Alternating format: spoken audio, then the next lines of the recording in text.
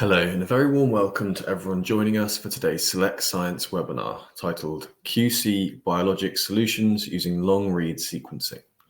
My name is Lawrence Howes and I'll be moderating today's presentation.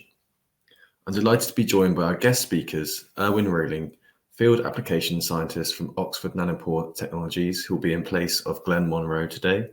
We have Gerben Menschaert, CSO, and Dr. Stephen Verbruggen, Head of Bioinformatics, both from OHMX.bio. This webinar will discuss Oxford Nanopore Technologies' Nanopore long-read sequencing technology and solutions based on long-read sequencing for biologics quality testing. Following the presentation, we'll have time for a question and answer session. If you have any questions throughout the webinar, please feel free to submit these in the box to the right of your screen. So without further delay, I'd like to hand over to our speakers. I'd like to thank them again for presenting for us today. Well, thank you very much for the introduction. Good afternoon, everyone, and welcome to the webinar on QC Biologics Solutions using long-read sequencing. My name is Glen Monroe, and I'm a Field Application Scientist at Oxford Nanopore Technologies. With Oxford Nanopore Technologies, I invite you to use high-quality, long-read sequencing to see what you are missing. With this, I'd like to introduce our company, give some background on nanopore sequencing, and also introduce the devices that we do that sequencing upon. At Oxford Nanopore Technologies, we have developed a new generation of molecular sensing techniques. This technology is available to anyone, anywhere, and offers a comprehensive view on DNA and RNA.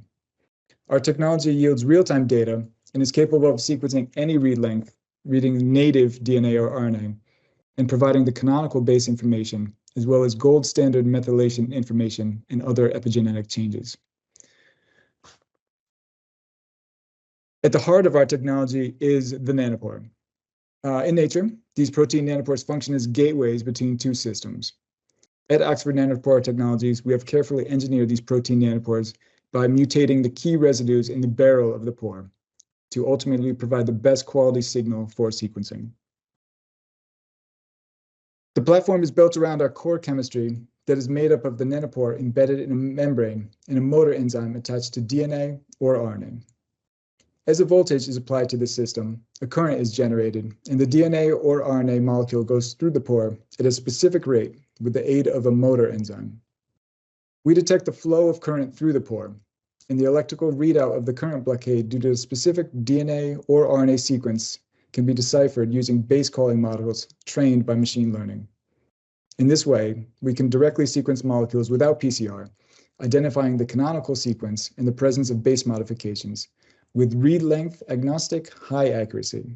And all of this can be done in real time. These nanopores can be arranged in parallel to create fixed scale flow cells. These flow cells range from our smallest fungal flow cells that you can see in the bottom right corner of this slide, to our mini-ion flow cells, and to ultimately our largest Promethean flow cells. All of the nanopores on these flow cells operate in parallel, with each nanopore sequencing DNA or RNA molecules independently. As our core technology remains the same, the only thing that changes to scale up this technology is the flow cell and the instrument that will run that flow cell. OHMX has a range of these devices, from the mini-ion and the grid-ion that can run both the fungal flow cell and the mini-ion flow cells, to the larger Promethean 2 solar device that can run Promethean flow cells. Additionally, OHMX has access to the larger Promethean 24 device for sequencing at scale. With improvements in motor proteins, chemistry, and base calling algorithms trained with machine learning, simplex DNA sequencing using our devices has a high accuracy. Our devices are able to sequence simplex or duplex, with simplex being one strand of a double-stranded DNA molecule, and duplex sequencing both strands of the same double-stranded DNA molecule. The increased simplex sequencing accuracy is suitable for most applications. As shown in the light blue area, simplex sequencing with our latest chemistry is able to attain Q20 plus accuracy to have accuracy of 99% and above, giving high-quality variant typing of SNVs, SVs, modifications, phasing, and also a high output. High duplex sequencing, shown in the dark blue area, sequencing both strands of the DNA molecule and uses designated flow cells to maximize the presence of these duplex reads. These reads have enhanced accuracies of Q30 plus and can be useful for de novo genome assemblies. The high output and high accuracy of simplex reads suits most applications. Moving on to the simplex accuracy even further, Oxford Nanopore Technologies has continually innovated with new motor proteins, run conditions, flow cells, and base calling models to improve this accuracy. You can see the results of these innovations in the graph to the left, showing 3 base calling models to suit the user, offering accuracies of 94% at a fast speed or accuracies of 99% and above for applications requiring higher accuracy. These accuracies are applicable to low and high output flow cells and devices, with our larger flow cells capable of producing over 100 gigabyte of highly accurate data. We continue to innovate, and right now in this quarter, we are introducing a new motor protein enzyme to push this simplex accuracy even higher. Our current super high accuracy model can be seen on the graph to the right in the light blue curve, enabling Q22 accuracy. With this new motor protein enzyme update, Q24 accuracy is possible, and you can see this in the gray curve. Internally, with this new motor protein enzyme, new run conditions, and also a next generation base call, we have shown that Q28 accuracy is also possible, showing that there's still possibilities to continue to improve our simplex accuracy. In addition to sequencing DNA, Oxford Nanopore Technologies has the only technology to directly sequencing RNA, enabling the generation of ultra-rich data for answers with impact. Direct RNA sequencing is an enormous breakthrough across applications, enabling more accurate quantification of transcripts, isoform detection, and modifications. Particularly relevant for drug development, this technique can be used to characterize drug response, evaluate drug impact on gene expression, and be used for vaccine quality analysis. Direct RNA sequencing has a clear advantage over cDNA synthesis-based RNA sequencing. With cDNA, base modification and poly-A tail information is lost. Additionally, bias is introduced with PCR. With direct RNA, the native molecule is read in real time, exactly as it is in the product, with no artificial manipulations. With direct RNA, missing biology is revealed through RNA-based modification detection and highly accurate poly-A tail insights, particularly relevant for mRNA-based vaccines. Additionally, this technique sequences the RNA molecule directly, resulting in complete isoform mapping and accurate transcript quantification.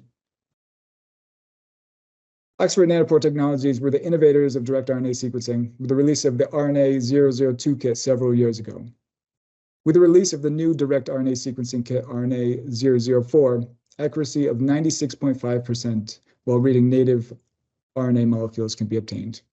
This increase in accuracy and output compared to the previous kit in chemistry is due to ongoing innovations by O&T in this application, by progressively introducing new motor proteins, new chemistries, designated flow cells to sequence RNA only, and improved base calling models trained by machine learning on RNA. With the high accuracy DNA and RNA sequencing enabled by our technology, we are also releasing a Q-line that will ensure a lockdown technology that is suitable for routine sequencing where consistent results are required. The Q-line is a range of qualified products with verified performance against in-house standards. This line is tested to ISO 9001 standards for reliability and performance. To ensure these robust standards, the Q-line has an enhanced support package for continuity of sequencing. All of these features together ensure a lockdown technology that is suitable for routine sequencing where consistent results are required. For us, the Q-line will be further introduced this year, with the GridION instrument being the first instrument to enable this performance. Q-line products are built to satisfy the needs of the applied market, with consistency of results, robustness, and reliability being key for the user. These products should ultimately satisfy all stages of the preparation, sequencing, and analysis of the product, with additional features being added over time. This is especially relevant for the QC of biologics, and Oxford Nanopore will continue to innovate using our technology to aid in biological QC across different applications. With that, I encourage you to ask bolder questions of what you need to assess in your product and to make no compromises on quality. Thank you for your time. And with that, I would like to hand over the presentation to Gerben for the next section of this webinar.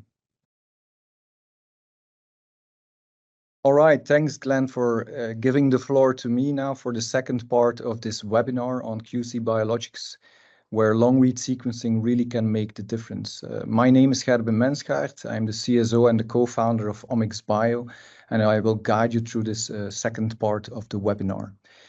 First of all, I would like to take the opportunity to present OHMX.bio to the audience. We want to be seen as a partner for innovative omics solutions.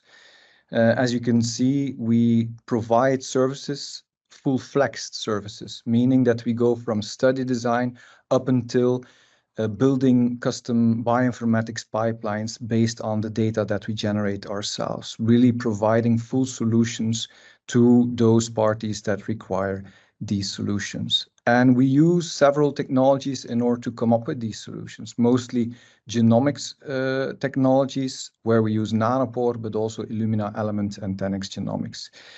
We have a lot of applications in our portfolio, as you can see at the right side of the slide, where we have expression analysis, so RNA sequencing in place, ranging from R&D studies towards really clinical studies as well. We also have biological QC in place, where this webinar is all about, which we will dive into in a minute. But next to that, we also have single-cell approaches, microbiome analysis, and a proprietary protocol, which is called ribosome profiling, also known as RiboSeq, where you kind of measure translation of mRNA molecules, which is kind of a unique expertise we have. We want to be seen as providing quality, that's one. We also want to be seen as being a flexible party, performing bespoke and custom solutions, and science for us really should be our middle name. This is very important to us. We work under ISO 9001 certification and ISO 27001, and we also are GDPR compliant. This is for a short introduction on OHMX.bio. But this webinar is all about Oxford Nanopore Technologies to be used for quality testing of biologics. Glen already really gave a fantastic overview on the capabilities of Oxford Nanopore, but I would really want to highlight those characteristics that really make that long-read sequencing and specifically nanopore sequencing really can make the difference in the field of testing of biologics. First and foremost, you can generate long-read sequences, which is very important in that particular field. I mean, laying a puzzle with bigger puzzle pieces is far easier than doing that with very small puzzle pieces, of course. It's very intuitive, this one. Another thing which Glen also mentioned is that you have the possibility to go for native sequencing. That means that there's no amplification involved, no PCR reaction involved, meaning that you just measure what is in your sample without amplification. On top of that, there's also modules, also called adaptive sampling, which allow you to go for a targeted approach, really focusing on regions of interest, as for example, for this field, integration sites to be sequenced. How do one does that? You really have kind of a whitelist or a blacklist of sequences, and based on that, you kind of instruct your pores what to be sequenced, which is available from that white or blacklist. So really on the fly instruction of the pores what to sequence, and thus targeting or enriching certain regions. And a third very important aspect also mentioned in the previous section is the bimodality of the readout. That means that you have both the information gathered around genetics, RNA or DNA molecules, but on top of that, you also have the information on the modifications. So the epigenetics and the epitranscriptomics can be measured within the same assay. So I would say these are kind of the most important aspects why to use long-read nanopore sequencing for QC of biologics. What biopharmaceutical biologicals can be tested? You have a full range of different entities there, ranging from plasmids to the microbiome, let's say. And in between cell lines, of course, viral vectors and mRNA. As for plasmids, I mean, these buggers are all over the place, used in industrial application, gene therapy, vaccine development, genetic engineering, and also basic research. So these can be measured quite easily with long-read nanopore sequencing. For cell lines, what one can use that for is characterization of master and working cell banks. For example, also CHO cells for protein production, used for protein production, or cell lines used for immune or cell and gene therapy, as for example, CAR T cell or induced pluripotent stem cells. And viral vectors, also there you have quite a bunch of different types where you can characterize or stability test master and working viral banks, where you can also get the full information on quite a range of different viruses, RAAVs, adenovirus, retroviral or lentivirals, but also herpes simplex virus, for example. Mostly these viral vectors are used in, for example, in vivo gene delivery in gene therapies, but also in vitro as transduction of certain gene-modified information into cell therapy studies, as for example used in CAR Ts. As for mRNA, you have vaccine products that can be measured, but also the plasmids to really produce these vaccine products. And as for microbiomes, of course, you have the microbiome therapeutics, probiotics, but also fecal transplants could be monitored here as well, as also signal microbe cultures. I would also like to stress one important thing on guidelines that are out there from the European Medicine Agency. You have a full bundling of ICHQ5 guidelines, which really stipulate certain aspects on the evaluation of not only the cell lines, but also the expression constructs therein, stability testing of these cell lines, characterization of these cell substrates, and also the viral safety testing of these cell lines, which is the most recent advancement there, the ICHQ5A. Why long-read sequencing? Because one can really build solutions, genetic QC testing approaches that match these criteria, where sequencing is also advised to be used, criteria that are important for the regulations stipulated by the EMA and the FDA. Why OHMX.bio? Because we have been around for quite some time. We have been certified sequencing provider from nanopore sequencing from the start. So our competence is very important in this, and we really want to stand for scientific responsibility and tailored solutions. Now I would like to go over the different entities of biologics and really kind of highlight what the advantages are, really focusing towards these biologics, what nanopore sequencing can bring, and then also what different quality control steps can be performed in order to come with better solution. I also mentioned certain scientific reports always at the bottom of the slide for those that are interested to read more on that particular topic. So as for plasmid sequencing, nanopore sequencing the major advantages there, as already mentioned by Glen, there's no sequence length limit. There's no amplification involved. That means that one can really go for resolving repetitive elements and also resolving the complete plasmid sequence. So as for quality control, what one can do is a full plasmid sequence characterization across a range of different sizes. There's no need anymore for primer design because you just full-length sequence using these long-read sequences, and there's no primer walking necessary anymore either. You can really resolve repetitive elements, variants, and indels in one run in a very rapid turnaround time, which makes that plasmid sequencing based on ONT sequencing is really easier, faster, and more complete. Viral vectors, the advantages there are also kind of highlighted, but I want to focus on certain things related to identity testing and integration site detection. If you compare nanopore sequencing to older or other technologies as, for example, Sanger sequencing or short-read sequencing, but also FISH, for example, for integration site detection, one can see that as for identity testing, nanopore sequencing really makes the difference if it boils down to difficult or repetitive sequences.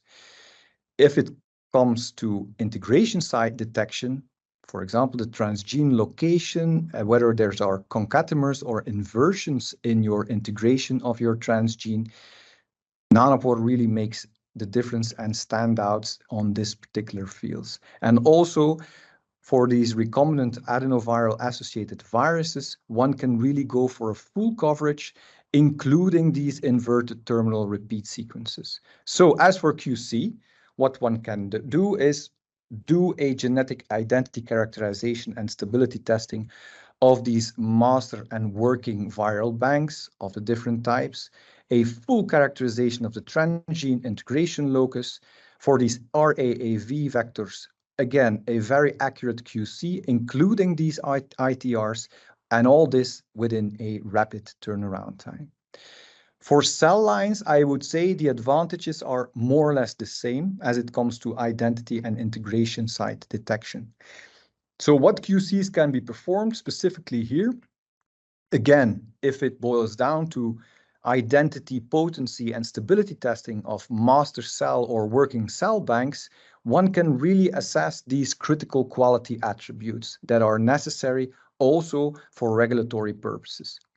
One can also assess, as for example, for recombinant protein expression, transgene integration sites, expression vector structure, especially when it becomes tricky, where there are quite a bit of repetitive elements or concateners, but also bimodal readout. Remember the epigenetic status. All these aspects can have an impact on the level of the eventual expression of that recombinant proteins. And all these aspects therefore need to be measured beforehand. For CRISPR-Cas modified or genetically modified cell lines, one can again target integration sites using these long-read sequences. One can also target the full integrated sequence, and one can also assess whether there are off-target events, as will be shown later on by the presentation of Stephen. For cell therapy, for example, CAR T cells, one really is interested in where this CAR transgene is integrated. And on top of that, as also stated in these regulatory documents by the European Medicine Agency, adventitious virus testing for these cell line productions is also possible based on nanopore sequencing. So there's a whole range of studies, quality control studies that can be performed in one go simultaneously using nanopore sequencing. For mRNA sequencing, as Glen also mentioned, you have a direct sequencing of RNA. There's a possibility to do so, so native RNA sequencing without any amplification, which also allows to measure the modifications of these transcripts. So these are the main advantages that nanopore sequencing brings here. And as for QC metrics, one can measure the full integrity of the mRNA molecules and also the existence of certain contaminants in the samples. So for mRNA vaccine quality attributes, what can be measured in one go is the sequence itself, the length of the sequence, of course, the poly-A tail length, so the full integrity and the purity of the mRNA vaccine. On top of that, if you're interested in the mRNA chemistry, one can also detect the modifications. And plasmid DNA templates that are used to produce these mRNA vaccines can also be measured with or fully characterized with nanopore sequencing. Bringing us to the last section of microbiome sequencing, the last biologics, so to speak. Advantages there are, again, there's no read length limit, so one can really go for sequencing all these microbiomes in one go. If one is interested in expression analysis, full-length transcript measurement is made possible, and also here, modifications, bimodal readout is also a possibility. For microbiome therapeutics, a full 16S ribosomal RNA measurement is made possible. Not only the variable regions 3 and 4, which are used for short-read sequencing, but really the full 16S ribosomal RNA, including all the 9 variable regions. That means that you have a far better and an enhanced taxonomic resolution there. If one is interested in the full metagenome characterization of, for example, probiotics or fecal transcripts, that's also a possibility. And as for functional testing for microbiome biobanking, next to metagenomics, the expression, measurement, metatranscriptomics, and also the epigenetics is made possible here. So these are kind of summarized the advantages and what QC metrics can be measured for the different biologics based on nanopore sequencing. Now I give the floor to Steven, our head of bioinformatics, who will go over a few of these case studies that we delivered for our customers. Thanks, Gerben. To conclude the presentations of this webinar, I want to go over some case studies we performed at OHMX.bio. My name is Steven Verbruggen. I'm head of bioinformatics at OHMX.bio. Small recap first. As Glen told you, he introduced you to Oxford Nanopore Technologies, their approach, the principle of their sequencing technology, the different platforms, and also how they raised the accuracy and improved over the years. Then Gerben introduced the different fields in which we can do biologics QC, plasmids, cell lines, viral vectors, RNA typing, or microbial community typing. I want to highlight 3 case studies from 3 different application fields. And I want to highlight how long-read nanopore sequencing helped us to get more accurate results in these 3 different fields. As a first case study, I want to explain something about plasmid sequencing. If you want to produce a plasmid, it's very important that you have an exact understanding of what's in this plasmid. To check this, we constructed a set of plasmids. These plasmids had different kinds of sequence inside of them, interlinked by repetitive linker sequences. We pulled all these plasmids together, we barcoded them, and then we put them on a grid ion flow cell. In just under 2 hours, this grid ion flow cell gave us 250 XQ20 plus coverage for at least 96 barcodes. Also important to notice is that most of our reads cover the full plasmid. Then for the analysis part, we did a plasmid annotation. And in the end, this gave us, as you can see in the right figure on top, that we get an accurate plasmid structure for all of our plasmids that we wanted to analyze. On top of that, we did an assembly of the sequences with some custom steps, especially for the circularity features of the plasmids. With that, we got a 100% peptide sequence match of the sequences that were introduced inside these plasmids. If we would have done this with short reads, our job would be much more difficult, especially for the repetitive linkers. This would be a hell of a job to sort it out with short reads. Also, our short reads would not cover the full plasmids, and that would make our assembly process of the plasmids much more difficult. So also here, not sure whether we got 100% sequence match in that case. For a second case study, we went for a larger biological, and in this case, it was a modified human cell line. This cell line had some reporter blocks introduced at unknown location. And also for this reporter, the structure of the reporter was unknown. We only knew which kind of elements were present in this reporter. So what we did was we did a whole genome sequencing experiment on a PromethION flow cell. With this experiment performed, we got a 52 XQ20 plus coverage again. And with these reads, we could start our analysis. In this analysis, we could really take the benefits of our long reads, because if we have a long read over the reporter block, we also have long edges at the sides, as you can see in the genome browser window. And these long edges, which are inside the standard genome, reveal a lot about the insert locations of the reporter itself. On top of that, the long reads mostly go over the full reporter block as well, and this enables us to do an easy assembly of the total reporter block. So with this in place, we obtained a very neat list of all insert locations we found for the reporter block. And this is on base specific level as well. On top of that, the assembly made that we had the full sequence available of the reporter, and with that we could also pinpoint where all the elements were placed in this full structure.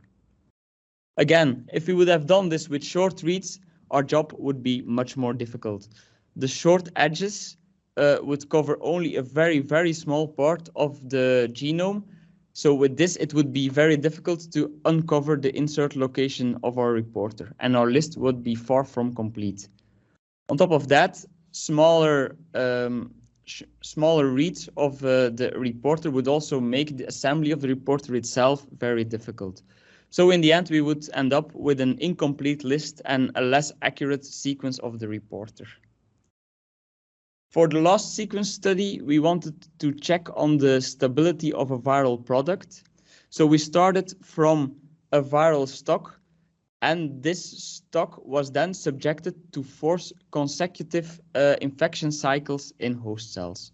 So in the end, we end up with 5 samples, which could be barcoded and pulled together onto one grid ion flow cell. For the analysis, we did a reference-based assembly per sample, and then all these assemblies of these 5 samples could be pairwise aligned. From these alignments, we could then calculate identities, and in this way, we ended up with an identity matrix, as can be seen in the table on the right. As you can see, the numbers in this table are quite similar for all samples, so we can conclude that our sample is very stable over these infection cycles. On top of that, we performed variant calling, and in this way, we detected low-frequent variants, both SNPs and structural variants. These low-frequent variants were present in specific allele distributions, and these allele distributions were constant over these infection cycles. Another confirmation that our product is stable over these cycles. In the end, we also performed assembly on these generated data sets to generate a new reference sequence as well for the viral product. Also here, if we would do it with short reads, we would have more trouble, especially because these viral products, there are elements present which are repeated over the sequence of this viral product. With this, it would be more difficult to do an assembly, and as our stability statistics are based on these assemblies, also these stability stats would be less accurate. So to conclude, with these 3 case studies, we could demonstrate the advantages of long-read sequencing for biologics QC. In our first case, we could see that more accurate typing of plasmids is possible with long-read sequencing. In the second case, the list of integration sites was more complete, and we had a better understanding of the sequence of our integrated sequence. And in a last case study, we could see that we have a much more accurate idea of what the stability is of our product. And also we could do a better detection of low frequent variants.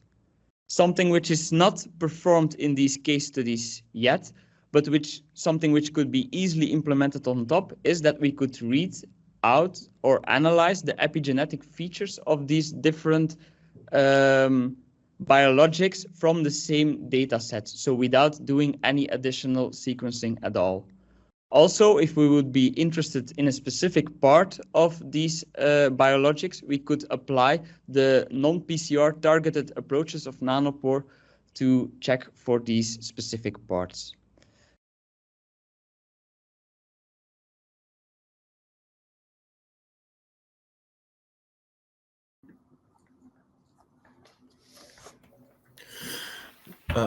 Well, thank you for that very informative presentation, guys. It's now time for our question and answer session. So if you have any further questions, please do send those in. You can submit these by typing to the box on the right of your screen. So we've had a few questions come in. To begin with, what would be a TAT for cell line characterization project? I'll take this question. On a routinely basis, I would say that cell line characterization would take roughly 6 weeks, where we could also speed things up and do things in 4 weeks. But that highly depends on the number of samples that needs to be analyzed, of course, and the parallelization that we can do as such. And also what it also depends on is the different analyses that need to be performed. I mean, are customers interested in full line cell line characterization, the full transgene characterization, maybe also stability testing and off-target events or effects? It really depends on what is required there. As Nanopore can give solutions for all these particular quality metrics, everything is possible. So that also has a reflection on the time that needs to be spent on such a project, of course. So, but roughly 6 weeks. Great, thank you very much. So the next question we've had in is, how much material is necessary and what about logistics? Maybe I can take the question about how much material is needed. So this strongly depends on the type of library prep kit that is being used. So for instance, if you be doing plasmid sequencing, you're looking at a rapid kit. This typically will need like 50 to 200 nanograms of DNA. If you take a ligation kit, it will be 1000 nanograms of DNA. In case you have less, you can still rescue such a sample by fragmenting, and then 100 nanograms can be enough. Now, in terms of more PCR-based methods, like PCR cDNA kit, which is used for transcriptomics, just a couple of nanograms can be used. And for instance, if you are looking at single cell sequencing, 10 nanograms of cDNA can already be enough. Excellent. Thank you, Owen, for clarifying that for us. We've had another question come in here. So what about the regulatory aspects when using NGS/TGS for QC in biologics? So yes, as for regulation, I mean, European Medicine Agency, but also FDA has stipulated quite a bit of guidelines on these particular topics related to cell line characterization, but also the transgene characterization. And the more recent things that came out were really focusing on cell line viral safety testing as to replace in vivo testing as well. So there's quite a bit available there. I mean, the older guidelines do not really focus on sequencing as a solution thereof, but as these newer technologies can offer these solutions, it's very nice to be able to combine different analysis for these critical quality controls within a sequencing approach, of course. So there's quite a bit available, and a lot of these quality metrics, full characterization, stability testing, potency testing, identity testing, clonality are being described and can be worked upon using nanopore sequencing. So there's quite a bit available as for guidelines for regulatory purposes. Excellent. Thank you, Gerben. So the next question we've had in is, in single cell sequencing with nanopore technology, can you effectively detect genes/isoforms with low expression levels in each cell? Maybe I can step in there again. So it can be kind of a complicated question, and I think it all boils down to how low expression is low expressed in this case. So it would be good to do a bit of calculation. Now assume you will be getting 100 million of reads on one flow cell, which is a very realistic number. You can say about 80% will get a barcode assigned. So then you've got 80 million reads being assigned a barcode. So for those you can see the expression levels. Now let's assume you started off with 4,000 cells. It will be 20,000 reads per cell. That being said, a very low expressed gene may be difficult to detect there. Like I said, depending on how low it actually is expressed. So if it gets below those borders, you either start with less cells, so you get more reads per cell, or you need to combine several flow cells. Now, there's of course always a possibility of looking at targeted single cell sequencing, but that's really a customized approach. So it will be needing lots of optimization from the user's point. But it is an option that can be looked into. Maybe I can complement on this one. So, I mean, you have protocols available to couple single cell approaches as 10x genomics together with nanopore sequencing. And we are also currently investigating how to couple long-read nanopore sequencing after other single cell solutions as, for example, Parse Biosciences. So, I mean, there's still a lot of development ongoing in that particular field. And as for low isoform abundancy detection, I mean, the same holds for short read sequencing, of course. So this is exactly the same problem that you bump into there. Excellent. Thank you, guys. So we've had a few more questions in. So could you please say some more about the accuracy of this long read sequencing genetic readout? Shall I step in again? Yeah. So we can speak very long about this, and I don't want to take all the time for answering this question. I will try to be brief and more or less clear about this.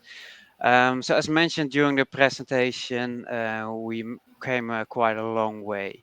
So if you look at the past, back in 2018, we were about 95% accuracy, and to the end of 2021, we moved to 98%, and that was only based on software updates. So changing our base calling models. So the same data and only by analyzing better, we went to 98% accuracy. After this, we also made some very good updates on the chemistry side and the pores itself, pushing to 99% accuracy. So then we are at Q20. So right now with a raw read single plex, you are at Q20, so 99% accuracy. There's also the option of having a duplex read where both strands are being sequenced and you get the consensus of those two. And then you go to 99.8, 99.9% accuracy. So then we are hitting Q30. Now, beware, this is all based on raw read accuracy, so the accuracy of one single read. But there's more on accuracy than only that. For instance, also important to look at the accuracy of, for instance, variant calling. So how accurate are we about SNP calling? So F1 scores. Then we're looking more at the 99.6% accuracy. But also accuracy of assemblies is important to take into consideration for answering the question. For instance, looking at the assembly of a telomere to telomere human genome, we hit a Q47. So all in all, and I can go on several other accuracy types, but all in all, we are hitting very high standard nowadays. Great, thank you, Owen. So the next question we've had in is, can these approaches, so cell line and viral vector characterization, be applied within the production phases and also for lot testing?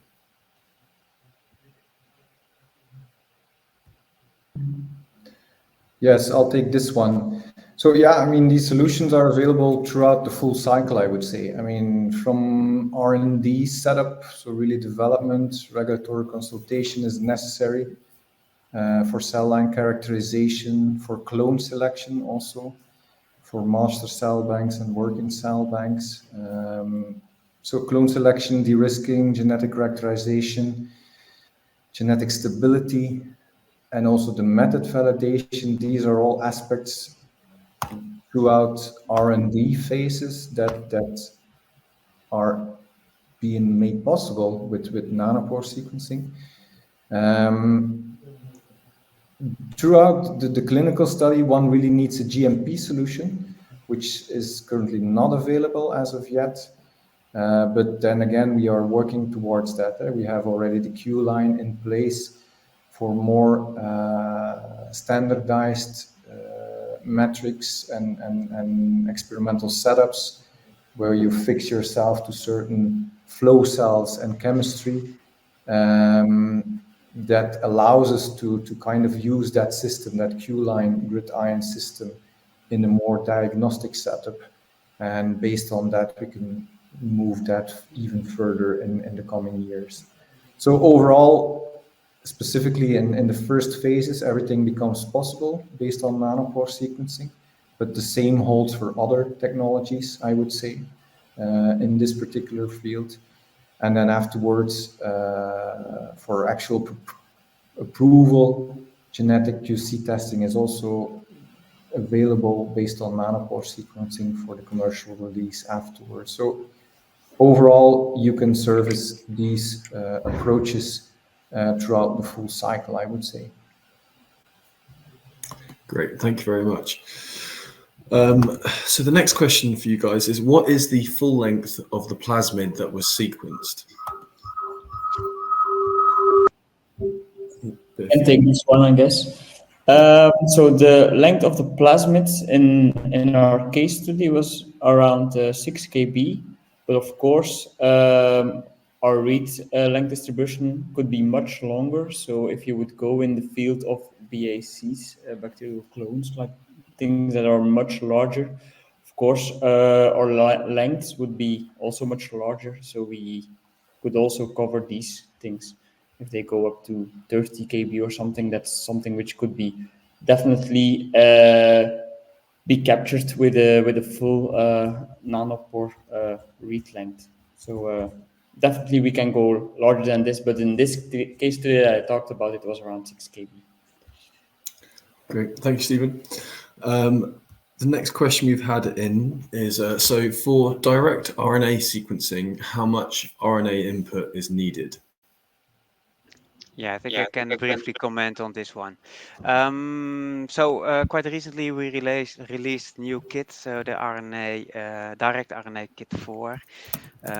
With this, you don't do any cDNA synthesis, but directly sequence the RNA. It's a huge benefit. There's no bias at all, and you also have still the modification signals in there.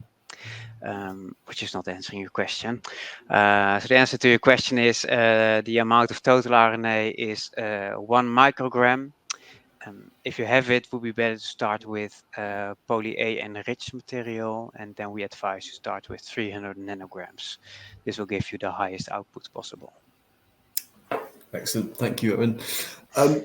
So the next question we've had in is, will Oxford Nanopore produce some clinical kits in the near future? Being from Nanopore, I can try to answer, but it is a not clear answer, I'm afraid. Of course, we're working on this area. In the future, it may or may not come. I guess it will. What is near future? I don't see it coming in a very near future. So it's more further ahead on the horizon. Okay, thank you. Right, so I think we are going to wrap it up there. I'd like to thank our expert speakers for the informative presentation. Oh, sorry, we've had one more question pop in. I'll quickly answer that while we have time. So they're just wondering whether Nanopore SC RNA sequence faces the same issue as 10X, which is always tricky for lowly expressed genes.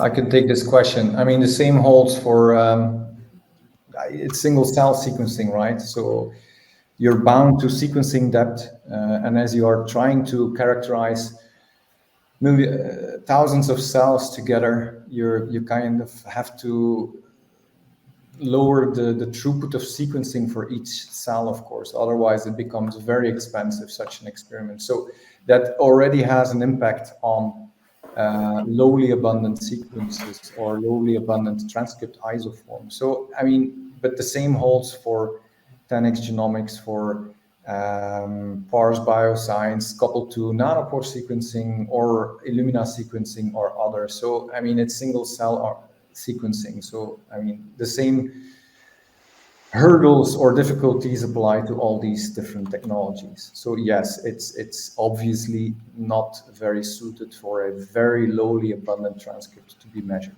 in a single cell modus. Yeah. Great, thank you for that. We've had another one come in that time. So for PCR products, do you have any suggestions regarding their length? And are there any limitations or recommendations for the shortest PCR product length? I can take this, or Erwin, you can also. I mean, Well, I can start, and if you have Go any ahead. other things that you want to add, please go Yeah, ahead. sure. So from our point of view, we are really read length agnostic. So any fragment length that you can create will work fine. So do we have suggestions or limits on PCR product length? No.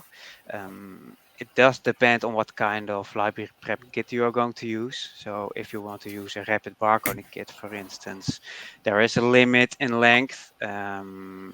Normally we say 500 base pairs the minimum. I would say try to get it at least 1 KB in length. If they are shorter, you can always use ligation to ligate barcodes and sequencing adapters on, and then there's basically no lower limit. And of course, in Nanopore sequencing, there's no upper limit whatsoever. Barcoding, we can go to 96 barcodes, which we have off the shelf. So you can multiplex up to 96, which can be done either by rapid barcoding or by native barcoding. I don't know if Gerben has anything he wants to add to that. Not really specifically. The only thing that I need to say is, yeah, in PCR products, there's no length limit, right? But from experience, what we see is that we have nice distributions to 15K, or I mean, you can go really long, right? And that's really a major advantage as compared to short read sequencing approaches. That's definitely. So yeah, major benefit here. Great, thank you very much. So we are going to wrap it up there. I'd like to thank our expert speakers for the very informative presentation and discussion, and a big thank you to everyone for joining us online. We hope you found this a worthwhile session. If you do have any further questions, please feel free to email me at editor@selectscience.net, and I will follow up with your questions for our speaker. Remember, you can download the related resources in the tab to the left of your screen, and this includes the certificate of attendance. If you'd like to listen again to today's webinar or invite a friend to listen, it will be available to watch on demand in just a few days. Goodbye, and thank you once again for joining us. Thanks. Thank you. Goodbye.